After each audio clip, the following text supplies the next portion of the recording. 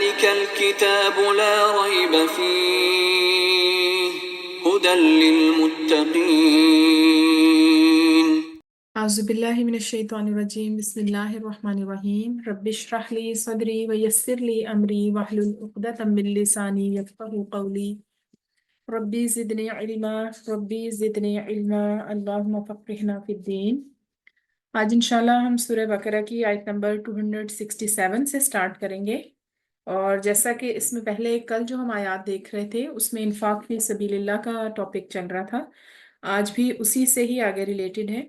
انفاق کی آیات ہی ہیں۔ تو ہم پہلے ٹرانسلیشن دیکھ لیتے ہیں۔ یا ایھا الذین آمنو، اے لوگو جو ایمان لائے ہو، انفقو خرچ کرو، من طیباتی پاکیزہ چیزوں میں سے، ما کسبتم جو تم نے کمائی ہے، ومما اور ان میں سے بھی جو اخرجنا ہم نے نکالی، لکم تمہارے لیے، من الارض زمین سے، ولا تیمموا اور نہ تم ارادہ کرو، الخبیثہ گندی چیز کا، منہ اس میں سے، تنفقون جو تم خرچ کرتے ہو، ولستم ولستم اور حالانکہ نہیں تم بآخذی ہی لینے والے اس کو، الا مگر ان تغمدو یہ کہ تم آنکھیں بند کر لو، فی ہی اس کے بارے میں، یا جیسے چشم پوشی کرنا جس کو کہتے ہیں، وَاعْلَمُوا اور جان لو، ان اللہ غنی حمید بے شک اللہ تعالیٰ بڑا بے پرواہ اور بے حد خوبیوں والا ہے۔ تو اس سے پہلے کی آیات میں جیسے اللہ تعالیٰ نے انفاق فی سبیل اللہ کے فضائل بتائے، پھر اس کے بعد ریاکاری کے صدقے کی حقیقت بتائی کہ کیسے اگر جو شخص ریاکاری کا صدقہ کرے گا تو ایک تیز بارش یا ایک جو ہے وہ کوئی بھی آزمائش اس کی ساری ایمان کی حقیقت کھول کر رکھ دیتی ہے۔ اور اسی طرح پھر اب خرچ کرنے کے آداب بتائے اللہ تعالیٰ نے، پہلے اس کی فضائل بتائے، صدقات کی اہمیت بتائی، اور اب اس کی آداب ہیں۔ تو یہاں پر صدقے کا پہلا ادب یہ ہے کہ جب اللہ کے راستے میں خرچ کرو تو جتنا دل سے خرچ کرو گے اور جتنی اپنی محبوب چیز خرچ کرو گے، صدقے کا اجر اتنا ہی زیادہ ہو جائے گا۔ اور پھر یہ کہ اللہ تعالیٰ نے فرمایا کہ ایک تو پاکیزہ چیز ہو اور حلال کمائی میں سے ہو، کیونکہ جو حرام کی کمائی ہے اللہ تعالیٰ اس میں سے صدقہ قبول نہیں کرتا، اور حلال کمائی میں سے بھی پاکیزہ اور طیب چیزیں اللہ تعالیٰ کے راستے میں دینی چاہیے۔ یعنی اس آیت کا مفہوم یہ ہے کہ کوئی جو آپ کے پاس فالتو چیز ہے یا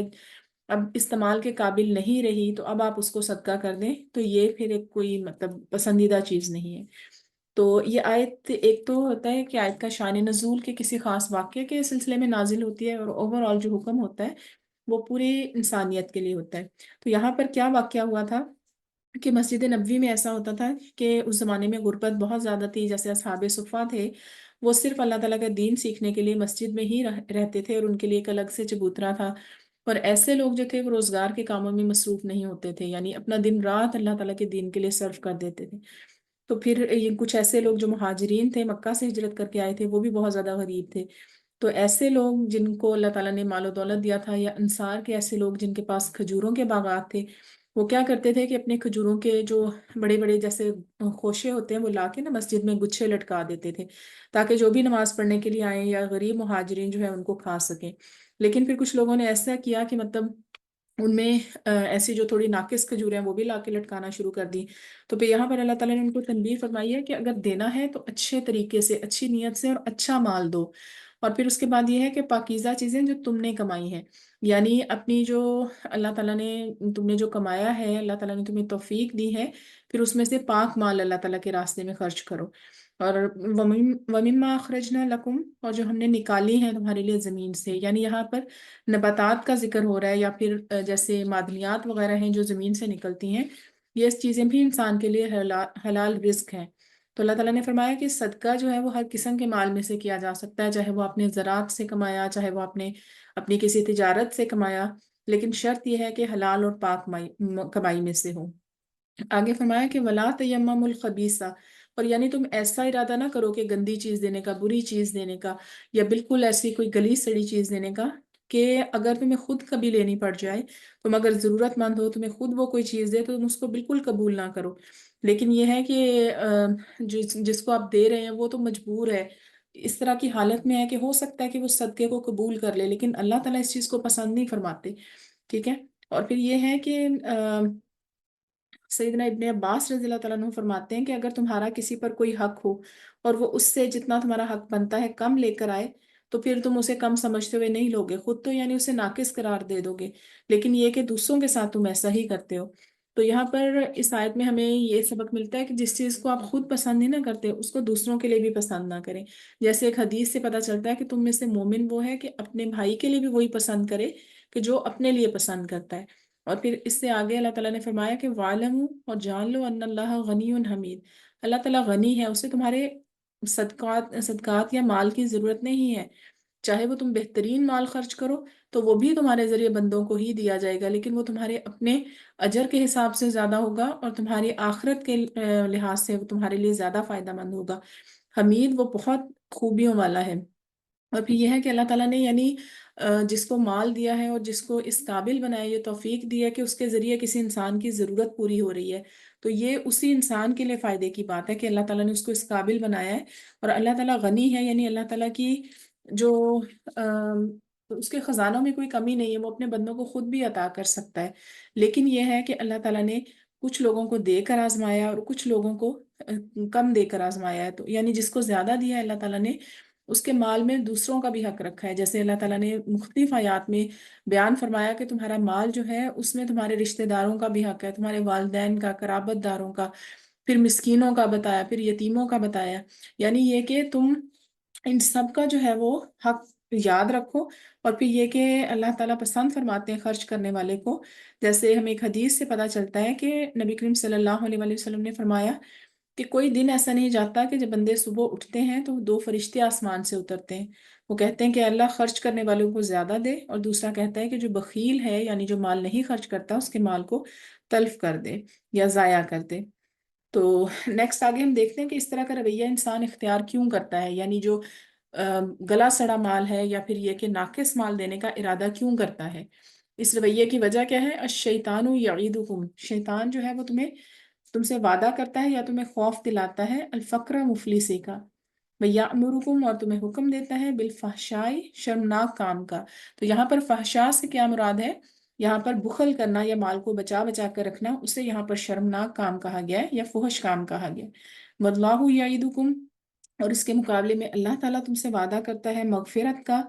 منہ اپنی طرف سے، وفضلاً، اور اپنے فضل کا، واللہ واسع علیم، اور اللہ تعالیٰ بڑی وسعت والا ہے، سب کچھ جاننے والا ہے۔ تو یہاں پر ہم دیکھتے ہیں کہ انسان اس طرح کا شرمناک طرز عمل کیوں اختیار کرتا ہے کہ شیطان جو ہے وہ اس کو ڈراتا ہے کہ اگر تم نے یہ مال خرچ کر دیا، ظاہر ہے انسان اگر صدقہ کرتا ہے تو اپنی کسی نہ کسی ضرورت کو روک کر، یا یعنی وہ دنیاوی کسی ضرورت کے لیے بھی خرچ کر سکتا تھا، لیکن اسی مال کو وہ اللہ تعالیٰ کی رضا کے لیے کسی غریب پر خرچ کرتا ہے تو وہ بظاہر تو اس کے پاس سے چلا گیا، لیکن اللہ تعالیٰ کیا فرماتے ہیں کہ صدقہ کرنے سے مال کم نہیں ہوتا، بڑھتا ہے۔ جبکہ شیطان دوسری طرف کیا بتاتا ہے کہ اگر تم خود خرچ کرو گے، دوسروں کو دو گے، تو خود تو تم فقیر ہو جاؤ گے، اسی طرح خرچ کرتے رہے تو ایک نہ ایک دن تمہارا مال خرچ ہو جائے گا، ختم ہو جائے گا، تمہیں اس مال کی ابھی زیادہ ضرورت ہے۔ اس طرح کی باتیں جو ہے وہ شیطان دل میں ڈالتا ہے، جس کی وجہ سے انسان اپنا ہاتھ کھینچ لیتا ہے، اور پھر یہ کہ شرمناک کام، بخل کا حکم دیتا ہے۔ اور پھر جیسے ہم نے پچھلی آیت میں پڑھا کہ انسان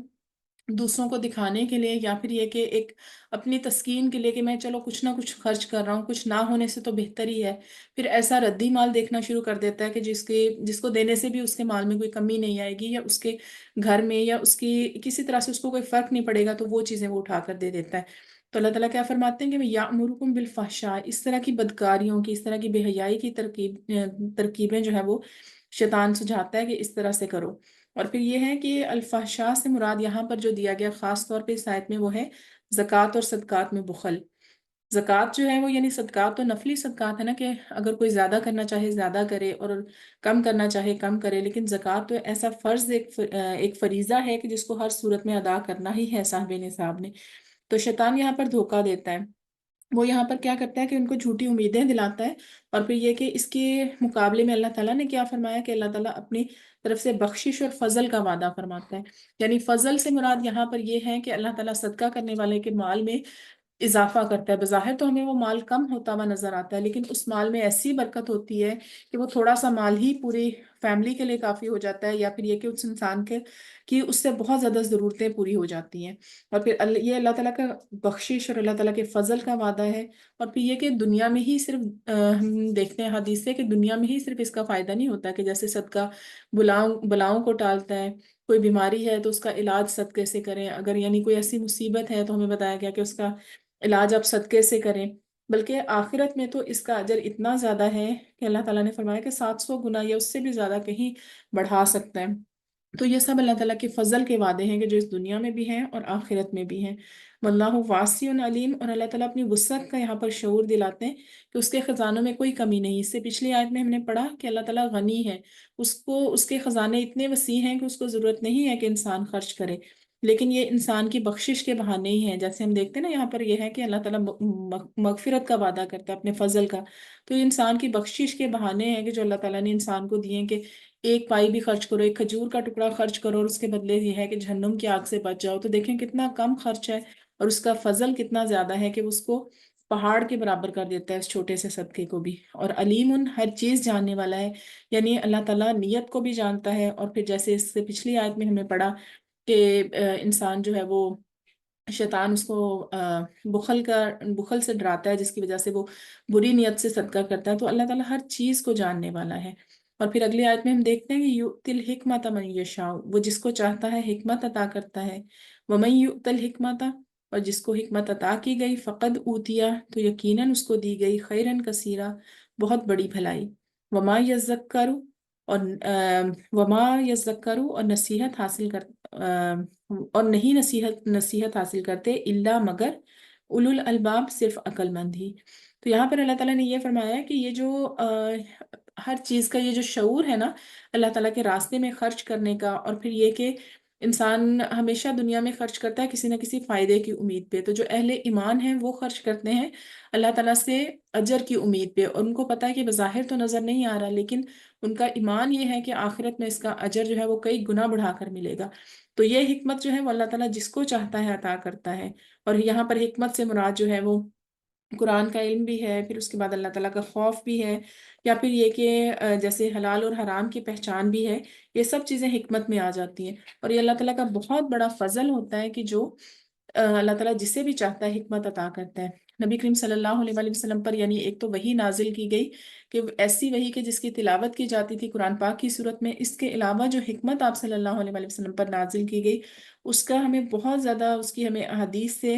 ثبوت ملتا ہے کہ ایسی ایسی حکمت نبی کریم صلی اللہ علیہ وآلہ وسلم کو عطا کی گئی، ایسی دانائی کی جو کسی شخص کے پاس نہیں تھی، یعنی آپ صلی اللہ علیہ وآلہ وسلم کو خیر کثیر عطا کی گئی تھی۔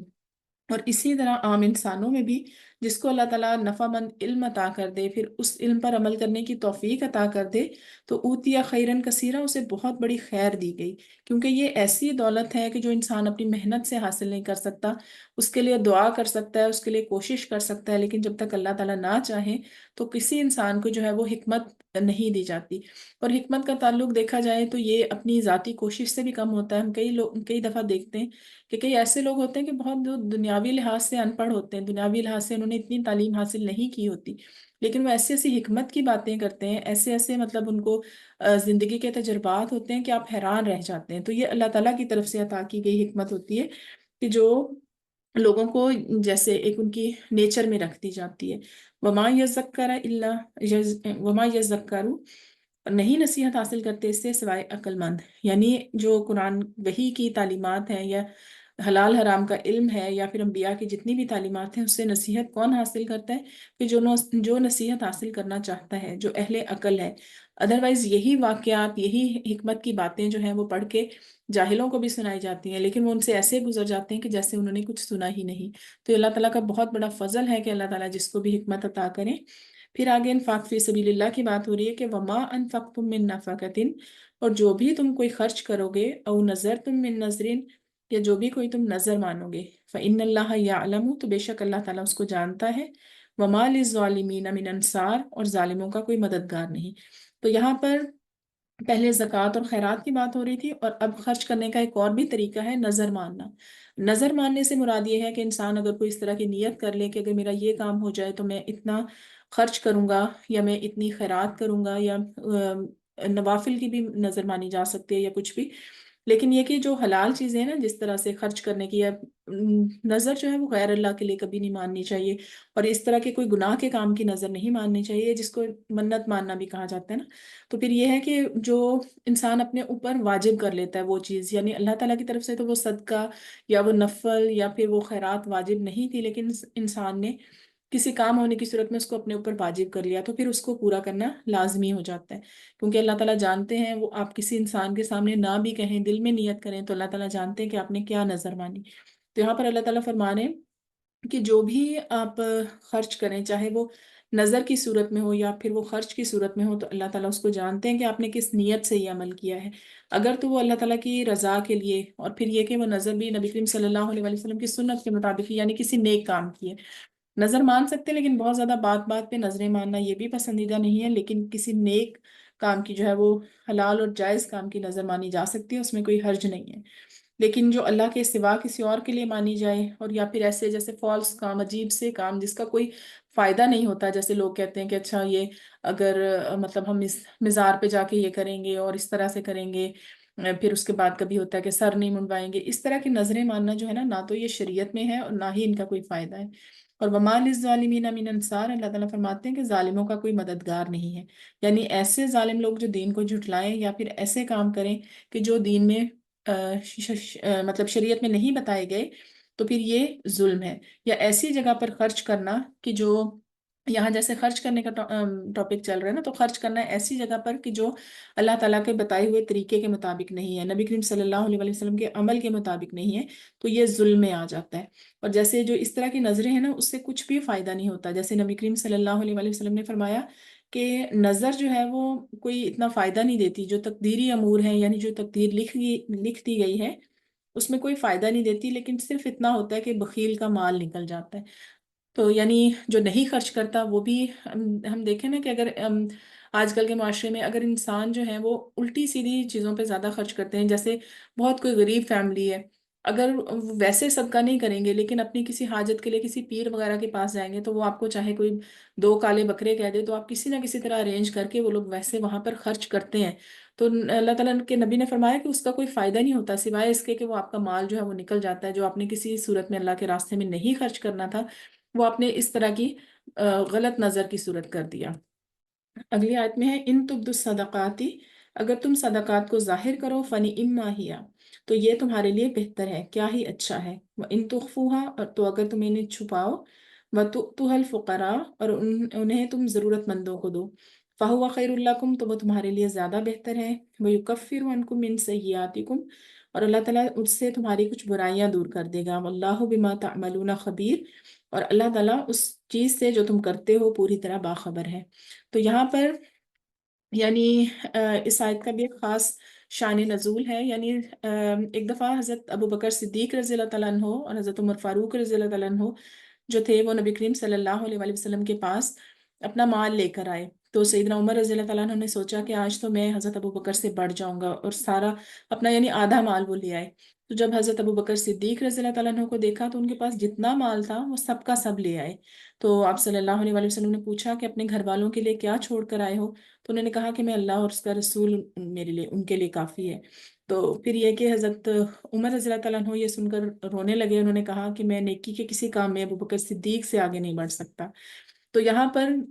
یعنی یہ فرمایا کہ تم جس طرح بھی، ہر کسی کا خرچ کرنے کا سٹائل ڈفرینٹ ہے، جیسے حضرت ابو بکر صدیق رضی اللہ تعالیٰ عنہ کے بارے میں آتا ہے کہ وہ آہستہ آواز میں تلاوت کر رہے تھے، وہی کام حضرت عمر رضی اللہ تعالیٰ عنہ اونچی آواز میں تلاوت کر رہے تھے، اور دونوں کا یعنی مقصد اللہ تعالیٰ کی رضا ہی تھا۔ اور اس طرح یہاں پر یہ بھی بتایا گیا کہ جس طرح یہ صدقات ہے نا، کسی کا سٹائل یہ ہے کہ وہ ظاہر کر کے دیتا ہے تاکہ وہ دوسرے لوگوں کو بھی ترغیب ہو، جیسے حضرت عمر رضی اللہ تعالیٰ عنہ اس اونچی آواز میں تلاوت فرما رہے تھے کہ سننے والے کو بھی ترغیب ہو، اور کچھ لوگ چھپا کر دیتے ہیں ریاکاری کے ڈر کی وجہ سے کہ مجھے یعنی دل میں یہ فیلنگ نہ آئے کہ میں دوسروں کو دکھانے کے لیے کر رہا ہوں، تو یہ بھی افضل ہے۔ یعنی جو خفیہ صدقہ ہے، اس کا اجر اس لیے زیادہ ہے کہ یہ ایک ایسی نیکی کہ جو انسان کے اپنے اور اس کے اللہ کے درمیان ہے، یعنی اس کے دل میں پھر ریاکاری کا خیال نہیں آتا، اور کہا گیا کہ صدقہ اس طرح کرو کہ دائیں ہاتھ سے دو تو بائیں ہاتھ کو بھی پتہ نہ چلے، یعنی اتنا پوشیدہ صدقہ دو کہ وہ ایسی نیکی ہو تمہارے اور صرف اللہ تعالیٰ کے درمیان ہو، تو اس کا اجر اتنا ہی زیادہ بڑھ جاتا ہے۔ اور پھر اگر اس نیت سے کیا جائے کہ جیسے دوسرے لوگوں کو بھی ترغیب ہو، اس میں ریاکاری کا عنصر نہ ہو، تو پھر وہ بھی ٹھیک ہے۔ اور پھر اللہ تعالیٰ نے فرمایا کہ اس صدقے کا فائدہ کیا ہے کہ یہ تمہاری برائیوں کو، تمہارے گناہوں کو تم سے دور کر دے گا۔ جیسے ہمیں یعنی سلف صالحین سے پتہ چلتا ہے کہ ان کو جب کوئی مشکل پیش آتی، ایون اگر قرآن کی کوئی آیت سمجھ نہیں آ رہی ہوتی تھی، کچھ یاد نہیں ہو رہا تھا، کوئی مشکل پیش آتی، تو وہ ہر چیز کا علاج صدقے سے کرتے تھے۔ صدقہ جو ہے وہ ویسے بھی اللہ تعالیٰ کے غضب کو بجھاتا ہے، اور پھر ویسے بھی یہ انسان سے مختلف مصیبتیں، پریشانیاں جو ہے وہ دور کرتا ہے۔ بیماریوں کا علاج جو ہے وہ صدقے سے کیا جاتا ہے۔ کوئی ایسی بیماری کہ جو دنیاوی علاج سے بالکل ٹھیک نہ ہو رہی ہو، تو پھر یہ ہے کہ اس کے لیے صدقے سے بھی علاج کرنے کا بتایا گیا ہے۔ اور پھر یہ ہے کہ وہ یکفر عنکم من سیئاتکم، اور وہ تمہاری برائیاں تم سے دور کر دے گا۔ اس سے یہ ہے کہ انسان جو ہے نا، اس سے اس کے دل میں مال سے محبت کم ہوتی ہے۔ جب انسان صدقہ کرتا ہے نا، پھر آہستہ آہستہ اس کے دل میں جو مال کی محبت ہے نا، وہ تو یعنی انسان کے دل میں شروع سے ہی ہے۔ ہر انسان کے دل میں اپنی بلونگنگس کی محبت تو ہے، لیکن جیسے جیسے انسان نکالتا رہتا ہے نا مال، تو ویسے ویسے یہ محبت کم ہوتی رہتی ہے، اور اس مال کو صدقہ کرنے کی وجہ سے انسان کی حرص میں کمی آتی ہے، اور جس کی وجہ سے اللہ تعالیٰ اس کے گناہوں کو دور فرماتے ہیں۔ اور پھر یہ ہے کہ واللہ بما تعملون خبیر، جو بھی تم کرتے ہو اللہ تعالیٰ اس سے پوری طرح واقف ہے۔ اور اللہ تعالیٰ نے یہاں پر یہ بتایا کہ اگر تم کوئی پوشیدہ صدقہ بھی کرتے ہو نا، یعنی ایسا کہ جس کے تمہارے دوسرے ہاتھ کو بھی پتہ نہیں ہے، تم نے گنے بغیر دے دیا۔ سم ٹائمز ہم ایسے کرتے ہیں کہ ہمیں پتہ ہوتا ہے ہم کیا دے رہے ہیں، اور کئی دفعہ ایسا ہوتا ہے کہ آپ کے پاس کوئی سکے ہیں، کچھ ایسی چیز ہے کہ آپ نے بس گنے بغیر اٹھا کے دے دیا۔ تو یہ ہے کہ اللہ تعالیٰ کو خبر ہے، آپ کو چاہے نہیں بھی آپ نے گنا آپ نے کتنا صدقہ کیا، لیکن اللہ تعالیٰ ہر ایک ایک چیز سے واقف ہے۔ اور پھر یہ یہاں پر یہ شعور دلایا گیا ہے کہ تمہارا دیا ہوا ضائع نہیں جائے گا، وہ تمہیں کئی گنا بڑھا کر واپس کیا جائے گا۔ نیکسٹ آیت ہے لیسا علیک ہداہم، ان کو ہدایت دینا آپ کا ذمہ نہیں ہے، یعنی نبی کریم صلی اللہ علیہ وسلم سے خطاب ہو رہا ہے۔ ولیکن اللہ یہدی من یشاء، لیکن اللہ تعالیٰ جسے چاہتا ہے ہدایت دیتا ہے۔ وما تنفقوا من خیر، خیر یہاں پر مال کو کہا گیا ہے۔ وما تنفقوا من خیر، اور خیر میں سے تم جو کچھ خرچ کرو گے، فلانفسکم، تو وہ تمہارے لیے ہی ہے۔ وما تنفقون، اور نہیں تم خرچ کرتے، الا مگر ابتغاء، حاصل کرنے کے لیے، وجہ اللہ، اللہ کی رضا۔ وجہ ویسے چہرے کو کہا جاتا ہے، لیکن یہاں رضا کے میننگ میں ہے، یعنی تم اللہ کی رضا کے لیے ہی خرچ کرتے ہو۔ وما تنفقوا من خیر، اور نہیں جو بھی تم کچھ مال میں سے خرچ کرو گے، یوفا الیکم، مگر وہ تمہیں دے دیا جائے گا پورا پورا۔ وانتم لا تظلمون، اور تم پر ظلم نہیں کیا جائے گا۔ تو یہاں پر یہ ہے کہ جب اسلام آیا نا، تو اس وقت اس طرح تھا کہ ایک ہی گھر میں مسلم بھی تھے، مشرک بھی تھے، کوئی فیملی ممبر مسلمان تھا، کوئی فیملی ممبر جو تھا اس نے ابھی اسلام قبول نہیں کیا تھا۔ تو صحابہ اس بات کو پسند نہیں کرتے تھے کہ وہ جو مشرک ان کے رشتہ دار ہیں، اس کے بارے میں بہت زیادہ ان کو ڈاؤٹ تھا کہ ہم ان پہ خرچ کر سکتے ہیں یا نہیں کر سکتے۔ تو پھر بعد میں جب نبی کریم صلی اللہ علیہ وسلم سے انہوں نے دریافت کیا، تو آپ نے یہ کہا کہ دنیاوی معاملات میں آپ ان کے ساتھ اچھا سلوک کریں۔ جیسے اگر کسی کے والدین بھی ہیں نا، تو اگر وہ بھی یعنی نان مسلم ہیں، تو پھر آپ ان کے ساتھ اچھا سلوک کر سکتے ہیں، آپ ان پہ خرچ کر سکتے ہیں۔ اور پھر یہ ہے کہ جیسے نبی کریم صلی اللہ علیہ وسلم نے اس سے پہلے، اس آیت کے نازل ہونے سے پہلے آپ فرماتے تھے کہ اس سے پہلے اسلام پر ہی صدقہ کیا جائے گا۔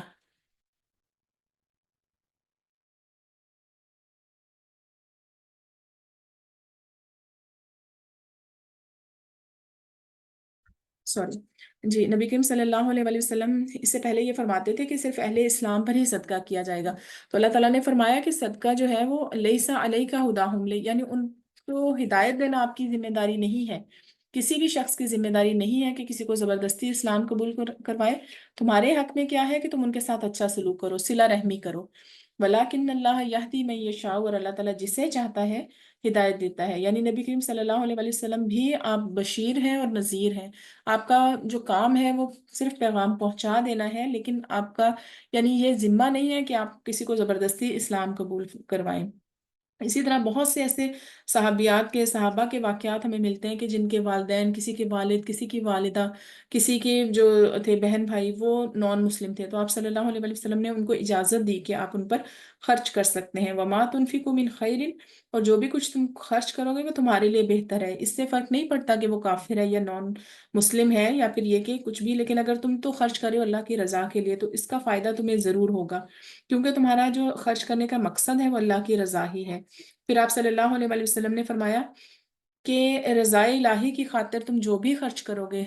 وہ اللہ کے نزدیک اس سے تمہارا مقام بلند ہوگا، یہاں تک کہ وہ لقمہ جو تم اپنی بیوی کے منہ میں ڈالو گے وہ بھی تمہارے لیے صدقہ ہے۔ یعنی دیکھیں آپ بالکل دنیاوی ضروریات کے لیے آپ خرچ کر رہے ہیں، ٹھیک ہے، اپنے گھر والوں کی ذمہ داری اٹھانا تو ویسے بھی فرض ہے، لیکن اگر انسان یہ کر لے کہ مجھ پر اللہ تعالیٰ کی طرف سے یہ ذمہ داری عائد کی گئی، اللہ کی رضا کے لیے میں یہ کام کر رہا ہوں، تو وہ بھی پھر صدقے میں شمار ہوگا، چاہے وہ آپ اپنے بیوی بچوں پر خرچ کر رہے ہیں، چاہے یہاں پر حدیث میں پتہ چلتا ہے کتنا چھوٹا سا کام ہے کہ آپ اپنی بیوی کے منہ میں آپ نے ایک نوالا ڈالا تو اس کا بھی آپ کو صدقے کا اجر ملا۔ وما تنفقوا من خیر یوفى الیکم، اور یہاں پر اللہ تعالیٰ کا وعدہ کیا ہے کہ جو نیک نیتی اور اخلاص کے ساتھ تم نے صدقہ کیا وہ قیامت کے دن تمہیں اس کا پورا پورا اجر دے دیا جائے گا۔ اور پورا پورا سے مراد یہ ہے کہ یہاں پر اللہ تعالیٰ کی شان کے مطابق اجر دیا جائے گا، کیونکہ جیسے اب دنیا میں اگر آپ 1 روپیہ خرچ کرتے ہیں، ایک کھجور کا جیسے کہا گیا وہ خرچ کرتے ہیں، تو ایک کھجور تو آخرت میں نہیں ملے گی نا، تو اللہ تعالیٰ اپنی شان کے مطابق بہت زیادہ عطا کریں گے۔ وَأَنْتُمْ لَا تُظْلَمُونَ، اور تم پر ظلم نہیں کیا جائے گا۔ اور پھر اس کے علاوہ یہاں پر صدقے کا بہت زیادہ وسیع مفہوم ہے، کسی بھی جاندار چیز پر، چاہے وہ انسان ہے، چاہے وہ جانور ہے، چاہے وہ، یعنی یہاں پہ نان مسلم کے بارے میں آئے گا، بلکہ نان مسلم کو تو آپ چھوڑیں، اس کے علاوہ جو جانور ہیں ان کو بھی کھلانے پلانے میں صدقے کا ثواب ہے۔ یعنی کوئی بھی ایسا زیرو جس کے اندر اللہ تعالیٰ نے جان ڈالی ہے، اگر آپ اس کو بھوکا دیکھیں، پیاسا دیکھیں، تو پھر آپ یعنی اس کو اگر کھلائیں پلائیں گے، اس کی ضرورت پوری کریں گے تو اللہ تعالیٰ اس میں صدقے کا اجر ہی دیں گے۔ اور پھر اس کے بعد صدقات کا یہاں پر بتایا گیا کہ للفقراء الذین، صدقات ان فقراء کے لیے ہیں، فقیر لوگوں کے لیے ہیں، احسروا کہ جو احسروا کہ جو روکے گئے، جیسے حصار میں آتا ہے نا احسروا، روکے گئے، فی سبیل اللہ، اللہ کے راستے میں، لا یستطیعون، نہیں وہ استطاعت رکھتے، ضربن فی الارض، زمین میں سفر کرنے کی، یحسبہم الجاہل اغنیا، یحسبہم انہیں سمجھتا ہے، الجاہل جاہل یا ناواقف آدمی، اغنیا غنی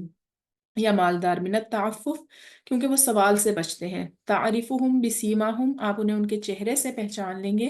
لا یسألون الناس، نہیں وہ سوال کرتے لوگوں سے، الحافہ لپٹ کر، وما تنفقوا، اور جو بھی کچھ تم خرچ کرو گے، من خیرین اپنے مال میں سے، فإن اللہ بھی علیم، تو یقیناً اللہ تعالیٰ اس کو خوب جاننے والے ہیں۔ تو یہاں پر یہ ہے کہ اس دور میں اتنی زیادہ، ایک طرف تو غربت تھی، کچھ صحابی ایسے تھے کہ جو بہت زیادہ مالدار تھے، لیکن کچھ ایسے تھے کہ جو اللہ کے راستے میں صرف اپنے، یعنی اپنے آپ کو انہوں نے اپنے دین کے لیے وقف کر دیا تھا، اور بہت سے ایسے لوگ بھی تھے کہ جو مکہ میں بہت زیادہ مالدار تھے لیکن اپنی پوری پوری جائیدادیں وہ چھوڑ کر وہاں پر آئے تھے صرف اپنے دین کی خاطر، تو یہاں پر آ کے وہ کیا تھے، وہ فقیر اور محتاج ہو گئے تھے ایک طرح سے، تو اللہ تعالیٰ نے کہا کہ صدقات ان پر خرچ کرنے ہیں۔ یعنی اصحاب صفہ بھی مراد ہے یہاں پر، اور اس کے علاوہ عام مہاجرین بھی جو ہیں جو مدینہ میں آ کر رہ رہے تھے، تو یہاں پر صدقات کا مصرف بتائے گئے ہیں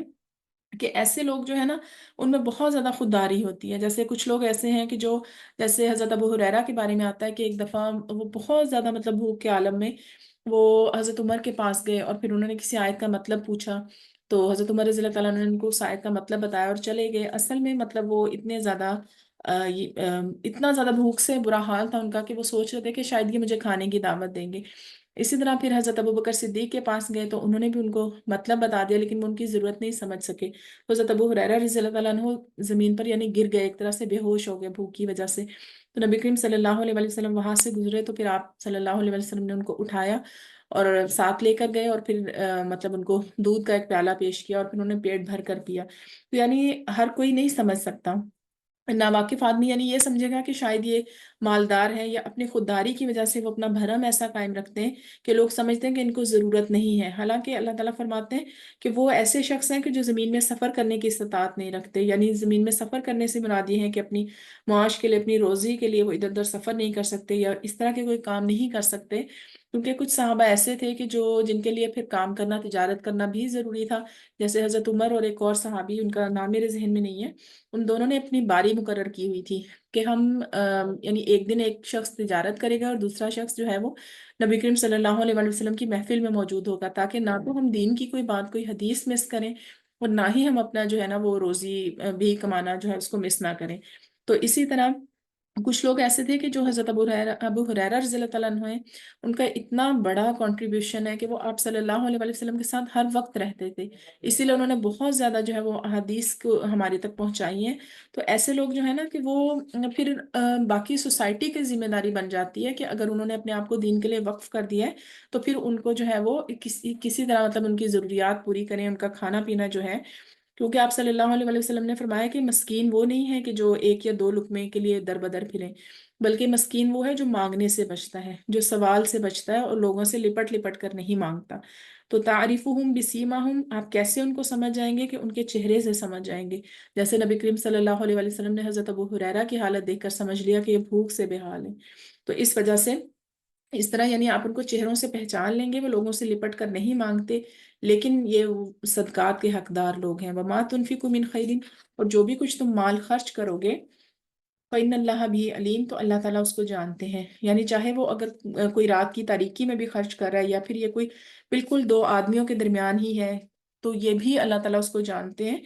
اور پھر یہ ہے کہ اللہ تعالیٰ کسی عمل کو ضائع نہیں ہونے دیتے۔ جب انسان کو اس چیز کا احساس ہو جاتا ہے نا کہ میں نے جو بھی خرچ کیا اور جس نیت سے خرچ کیا، اللہ تعالیٰ سوری، اللہ تعالیٰ اس کو جاننے والے ہیں، تو پھر انسان میں خرچ کرنے کا ایک تو شوق بڑھ جاتا ہے، اور اس کو یہ بھی احساس ہو جاتا ہے کہ میں نے اس مال کو ضائع نہیں کیا۔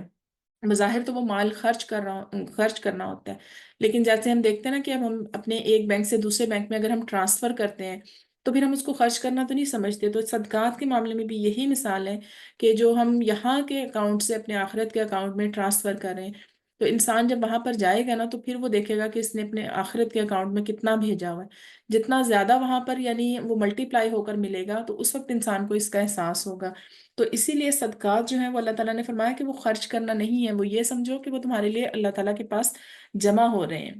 اور کئی جگہ پر اللہ تعالیٰ نے اس کو قرض بھی فرمایا، کہ قرض حسنہ فرمایا اللہ تعالیٰ کو۔ حالانکہ اللہ تعالیٰ تو تمام خزانوں کے مالک ہیں، وہ غنی ہیں، اللہ تعالیٰ کو ضرورت نہیں ہے، کہ اللہ تعالیٰ کو کسی سے قرض کی کیا ضرورت ہے۔ لیکن قرض ایسی چیز، اس سینس میں کہا کہ ایسی چیز ہے کہ قرض ہم دیتے ہیں تو ہمیں واپس ملتا ہے نا، تو اسی طرح ہمیں یہ یقین آ جائے کہ جو ہم اللہ تعالیٰ کے راستے میں خرچ کریں وہ ہمیں ضرور واپس ملے گا۔ اور یہ کہ صدقہ جو ہے وہ انسان اپنے صدقے کے سائے تلے ہوگا، کہا جاتا ہے کہ قیامت کے دن۔